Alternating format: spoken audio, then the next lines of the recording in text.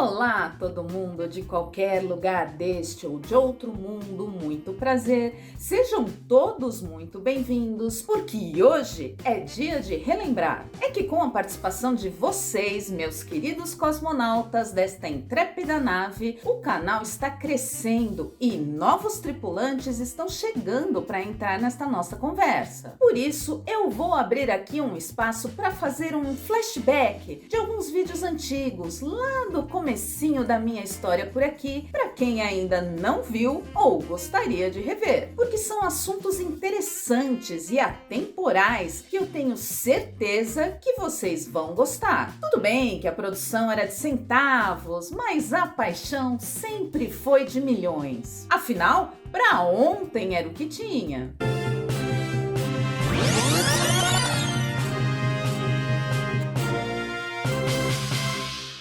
Tem gente que pode achar que falar sobre batom é algo fútil, um assunto pequeno em meio a tantas questões de enorme relevância em dias tão conturbados quanto o que estamos vivendo. Mas aí é que essas pessoas se enganam. Porque falar sobre moda e beleza não é apenas um entretenimento interessante ou um investimento inteligente em um mercado de imenso potencial.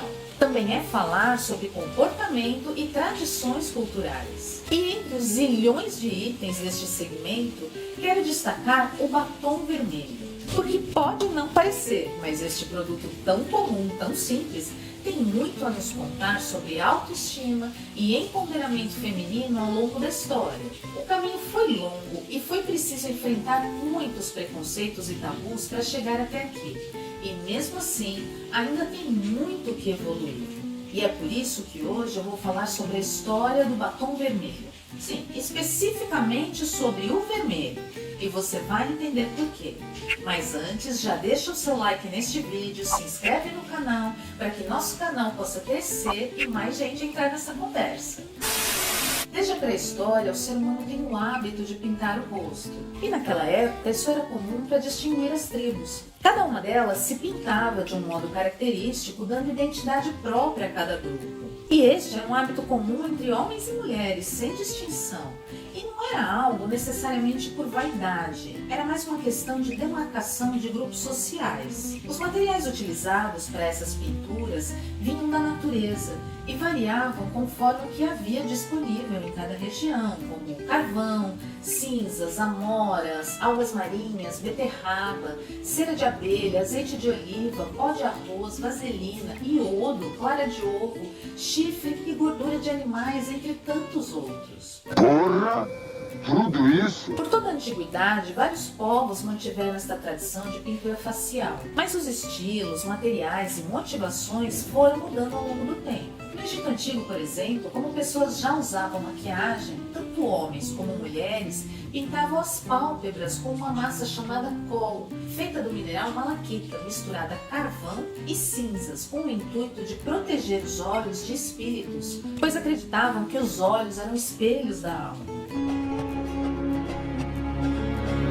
Já os romanos utilizavam giz para parecer mais brancos e disfarçar as manchas da pele. Na Grécia, eles usavam uma mistura de cera de abelha e azeite de oliva para deixar a pele mais lisinha. Aí já um conceito antigo de base. Na antiguidade, os japoneses também pintavam o rosto, só que com uma mistura de pó de arroz e chumbo, que é altamente tóxico e perigoso para a saúde. Eles passavam essa base bem branca, chamada de oshiroi, no rosto, no pescoço e no colo, para criar uma ilusão de máscara. Para destacar os lábios com uma coloração vermelha neste fundo branco, eles usavam pétalas de açafrão.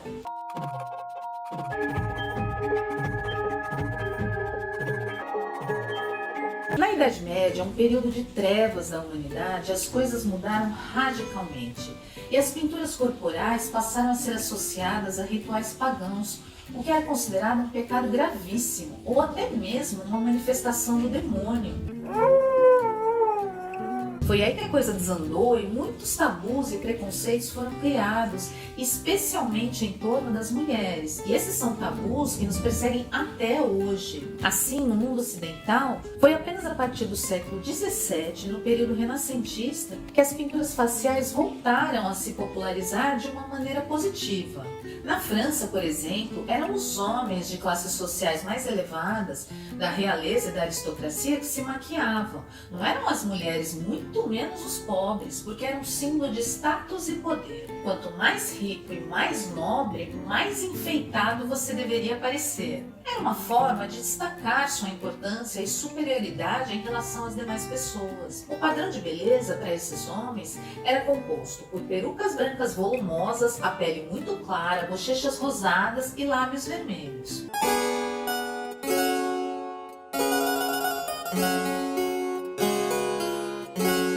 Nesta época, o batom vermelho era produzido através de uma pomada vermelha misturada com álcool ou vinagre, às vezes com terra de cinábrio e mercúrio, outro elemento tóxico muito aplicado em tintas e maquiagens da época. Já o rouge para as bochechas era feito de cártamo, resina de madeira e sândalo, geralmente misturados com algum tipo de graxa ou creme para criar uma mistura pastosa.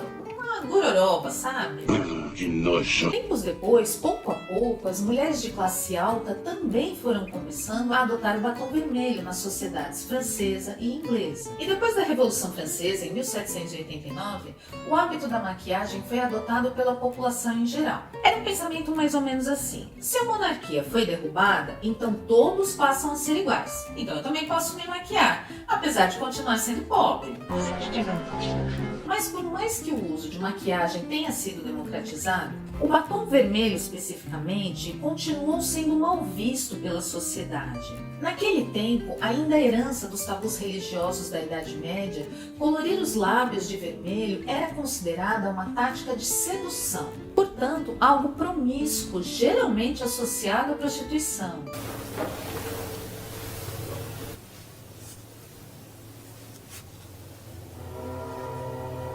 E era por isso que, ao invés de evoluírem, as coisas estavam andando para trás na Inglaterra. A Rainha Vitória proibiu o uso de maquiagem pelas mulheres inglesas. Ela não achava que isso era coisa de mulher de bem. Era um pecado, uma indecência. Para a monarca, as mulheres é que eram culpadas de seduzir os homens através dos artifícios da maquiagem. E por esse crime, deveriam ser julgadas por bruxaria. É sério, era isso que estava escrito no documento dessa lei tão absurda. Até um casamento poderia ser anulado caso a mulher utilizasse alguma cor nos lábios. Essa lei só caiu no final da era vitoriana, no final do século XIX. Enquanto isso, na França, as mulheres seguiam afrontando tabus e a indústria de cosméticos, propriamente dita, começava a nascer. Um grande marco para este mercado foi o lançamento do primeiro batom industrializado em 1880 pela marca parisiense Guerlain, justamente vermelho, a cor do pecado para os puritanos e machistas de plantão.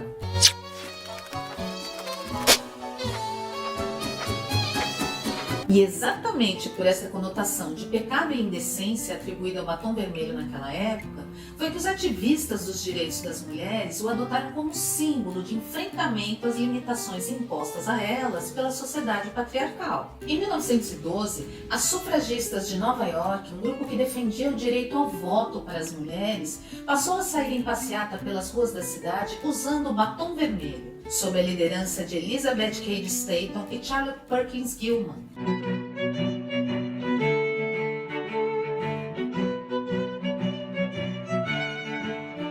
Elizabeth Arden, essa mesma, a fundadora da marca de cosméticos que leva o seu nome, distribuiu 15 mil unidades de bastões vermelhos para as mulheres que participavam destas passeatas. Um afronte, um ato histórico corajoso para a época. A resistência ao batom vermelho começou a diminuir por influência das primeiras divas do cinema nas primeiras décadas do século XX. Nos anos de 1920, os filmes ainda eram em preto e branco, mas as atrizes usavam batom vermelho bem intenso para que os lábios ficassem mais definidos na tela. A atriz Clara Bow, uma das primeiras divas das telonas, ainda dava um toque a mais, pintando os lábios em forma de coração. E as mulheres da época adoravam o seu estilo, que logo virou moda e passou a ser seguido. Olha aí, uma das primeiras blogueirinhas do mundo, hein?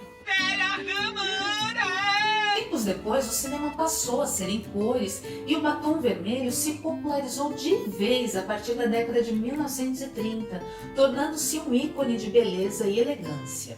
No início da década de 1940, o batom vermelho esteve mais em alta do que nunca, e as marcas de cosméticos passaram a associar a cor ao desejo de vitória na guerra que assolou o mundo de 1940 a 1945. Nas campanhas publicitárias, ele era reconhecido como o vermelho da vitória.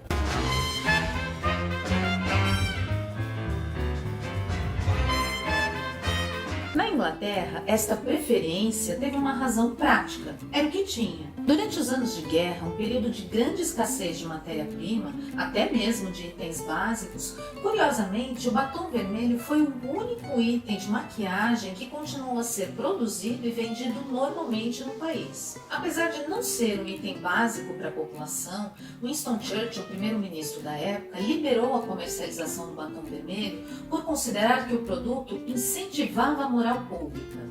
Na década de 1950, o mundo foi seduzido por Marilyn Monroe. A diva loira, um dos maiores ícones do cinema, se tornou uma das principais referências de moda da época e até hoje. Seu estilo era admirado e copiado, e foi com ela que o batom vermelho se firmou como uma referência de sensualidade em todo o mundo. Dizem até que ela passava 5 camadas do produto para carregar ainda mais no visual.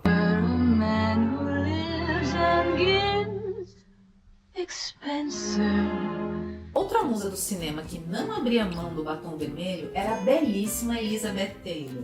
Ela achava que a cor aumentava seu sex appeal em cena e fez uma exigência. Nenhuma outra atriz que estava no mesmo filme que ela poderia usar esta cor nos lábios. Ela queria exclusividade. E era o batom vermelho que apimentava a ousadia quase escandalosa de pin-ups como Betty Page.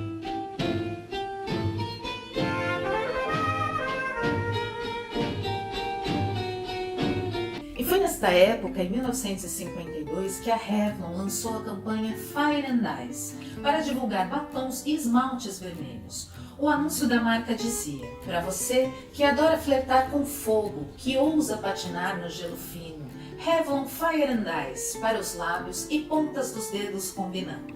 Um tom escarlate exuberante e apaixonado, como diamantes em chamas dançando na lua. Eu achei incrível isso. E até hoje, cerca de 70 anos depois, esta campanha é considerada uma das mais bem-sucedidas do mercado internacional de cosméticos. E isso não é pouca coisa, não. Mas o reinado do batom vermelho nos editoriais de moda foi ameaçado nos anos de 1970, quando o movimento hippie sugeriu uma aparência mais natural, com tons mais leves e maior liberdade dos padrões estéticos pregados pela indústria de beleza. Apesar disso, o tom vermelho ainda estava presente nos lábios, ainda que de maneira mais sutil e brilhante, só para dar aquele ar de saúde. Já na ultra colorida década de 1980, quem dominava era o batom rosa, pink. Mas foi nesta época que a maquiagem se tornou mais abrangente e ousada, tanto porque a indústria de cosméticos passou a oferecer uma gama cada vez maior de produtos, quanto porque as mulheres se sentiam mais livres e confiantes para assumir suas preferências. Afinal, elas estavam cada vez mais conquistando espaço no mercado de trabalho e, consequentemente, mais independentes para fazer suas próprias escolhas. Nos anos 90, o batom vermelho voltou com força à moda, mas em tons mais terrosos, fazendo uma dupla de sucesso com os olhos bem delineados em lápis preto. No início dos anos 2000, essa combinação foi substituída pelo rosa claro, bem claro, com aspecto de boca de queda de pressão. Então, um horror, né? Já no final da primeira década do novo milênio, o estilo das irmãs Kardashians dominou. aquele rebocão pesado, tudo delineado no rosto, bem desenhado e o batom sempre nude. Mas para nossa alegria, hoje o batom mais bonito é aquele que cada um escolhe usar. E se não quiser usar, tudo bem também. Mas apesar da diversidade de produtos que temos disponíveis hoje, o batom vermelho continua sendo um ícone de beleza e sensualidade. Não tem como negar. Ele carrega esse poder em toda a sua história. E por isso mesmo também é um símbolo de ousadia e liberdade, de ser o que se quer ser, de usar o que se quer usar. E é por isso que, apesar de ser um dos itens mais banais do dia a dia, ele pode ser considerado importante sim, porque ele representa autoestima e empoderamento.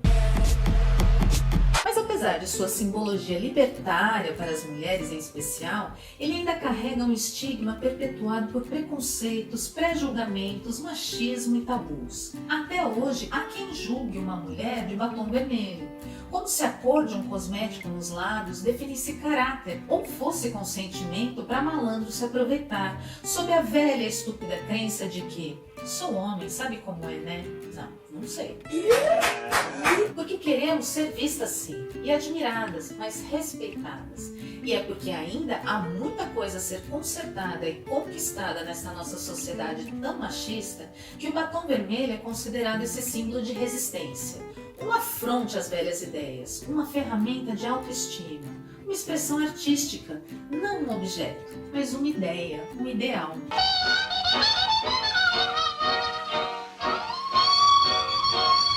E para hoje é o que tem.